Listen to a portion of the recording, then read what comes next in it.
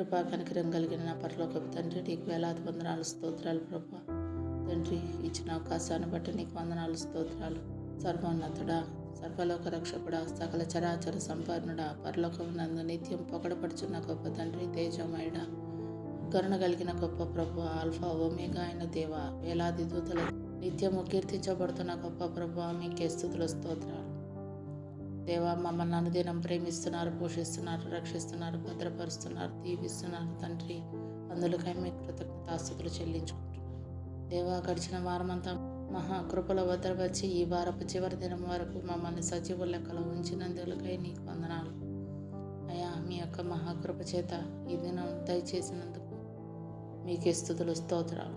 తండ్రి, మా జీవితాల్లో, మా కుటుంబాల్లో, మా పనిలో, మా బాధలు, పరీక్షల్లో మీ ఉనికిని ప్రత్యక్షపరుస్తూ నీ సన్నిధి మా చుట్టూ ఆవరింపజేసినందుకు కూడా కృతజ్ఞతలు తెలుపుకుంటున్నాను.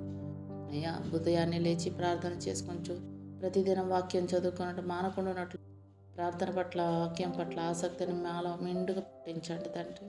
మీ ఆజ్ఞలను అనుసరించి నడుచుకుంటూ మీ దృష్టికి నీతిమంతులుగా జీవిస్తూ ఆపదలో ఉన్నవారికి, అవసరతలో ఉన్నవారికి నిత్యం సహాయం చేస్తూ నిత్య దేవుడైన మీ ప్రేమను పంచుతూ ప్రకటిస్తూ మీకు మహిమను తెచ్చే ధన్యత ఏమని వేడుకుంటూ మమ్మల్ని బలపరిచే దేవుడును, స్థిరపరిచే దేవుడును అయిన మీకే స్తుతులు చెల్లించుకుంటున్నాను.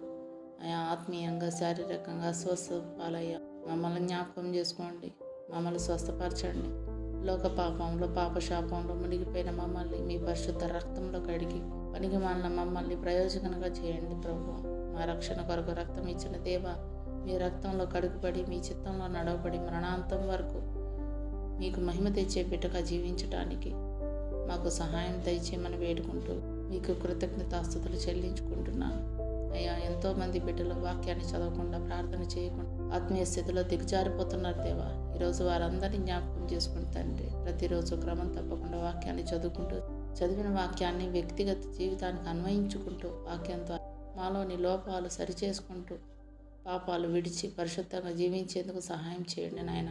ఆత్మీయ జీవితంలో ఉన్నత స్థితికి ఎదిగి ఉత్తమమైన మీ మార్గంలో ప్రయాణించే ధన్యత ఇవ్వమని వేడుకుంటూ ఉత్తముడును, మా ఉపకార్యునైన మీకే స్తుతులు చెల్లించుకుంటున్నాను. ఆయా ఆర్థిక అనారోగ్య పరిస్థితులను బట్టి పరిచర్యకు దూరంగా ఉంటున్న వారు, ఒంటరితనం వల్ల ఏమీ చేయలేని నిస్సహాయ స్థితిలో అందరున్నారు.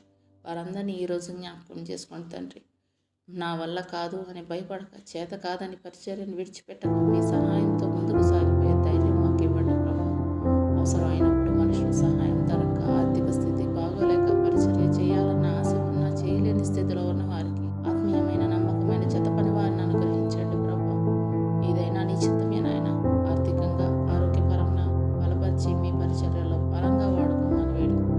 ఇలా ఉదయం ఎవరి మినిస్ట్రీస్ పరిచర్య కూడా నీ చిత్తమైతే గొప్పగా జరుగులాగా సహాయం చేయండి. ఈరోజు మేము చేయబోయే ప్రతి పనులను మీరు మాకు తోడండి, సహాయం చేస్తారని, మాకు ముందుగా మీరు నడుస్తారని నమ్ముతూ, విశ్వసిస్తూ తండ్రి, మా ఇదేన ప్రార్థన మా రక్షకుడు మీ ప్రియ కుమారుడు యేసుక్రీస్తు అతి పరిశుద్ధ నామంలో అడిగి వేడుకుంటున్నాం తండ్రి.